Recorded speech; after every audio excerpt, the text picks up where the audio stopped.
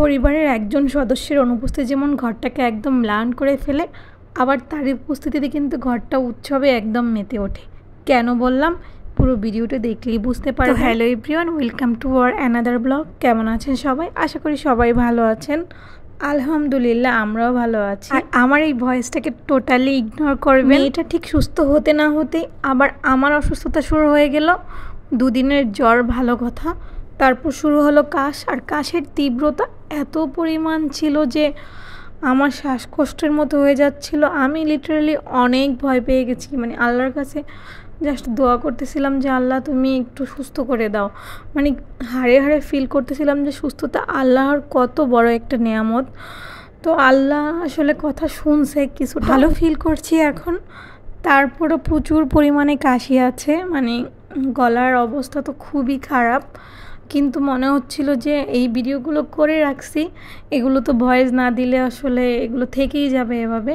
আর basically আমার এই ব্লগটা একটু বেশি স্পেশাল, তো এটা তো শেয়ার না করলেই নয়। এবার চলে আসি মূল টপিকসে। এই যে সব সুন্দর সুন্দর মানে পিঠা, এই সব কিছুর আয়োজন দেখছেন, এগুলো কেন? আসেন এবার আপনাদেরকে একটা মায়ের ভালোবাসার গল্প বলি।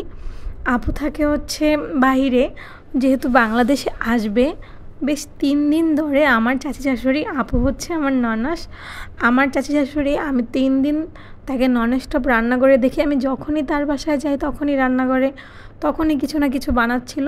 মানে আপু কোন কোন খাবারগুলো পছন্দ করে, অ্যান্ড আপুর একটা প্রিন্সেস আছে মাশাল্লাহ, সে কোন খাবারগুলো পছন্দ করে সেই সব খাবারগুলো একে একে রেডি করে রাখতেছিল। মানে যে জিনিসগুলো রেডি করে রাখা যায় আগে, সেগুলো সমস্ত খাবার, মানে কোনো কিছুর কমতি নাই। তো আমার দেখে তো খুবই ভালো লাগতেছিলো। ভাবতেছিলাম কেননা এই যে এই মোমেন্টগুলো আমি ক্যাপচার না করলেই নয়। তো আমি সেই ভিডিওগুলো ক্যাপচার করে রেখে দিই। এই যে মারা সন্তানদেরকে এত বেশি ভালোবাসে, নিজের সর্বোচ্চটা দিয়ে ভালোবাসে, সেটা দেখে আমি আমার মায়ের কথাও বেশ মনে পড়লো।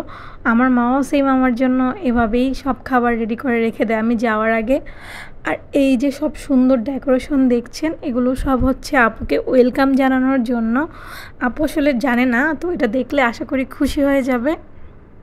আর এইদিকে বাচ্চারা তো খুবই হ্যাপি যে মানে ওদের ফ্রেন্ড আসতেছে, আর আমরা হ্যাপি আমাদের আপু আসতেছে। আর এই যে কেকটা দেখছেন, এটা আসলে আমি নিজে মেড করেছি, এটার পুরো ডেকোরেশনটা আমি নিজে করেছি। আর একদিন বেকিং নিয়ে খুব সুন্দরভাবেই কথা বলবো। তো বেকিংটা আমার খুবই ভালোবাসার একটা কাজ, অ্যান্ড অনেক যত্ন নিয়ে এই কাজটা আমি করি। যাই হোক, যাদের গল্প করেছিলাম এই হচ্ছে সেই মাশাল্লাহ প্রিন্সেস ফিজা।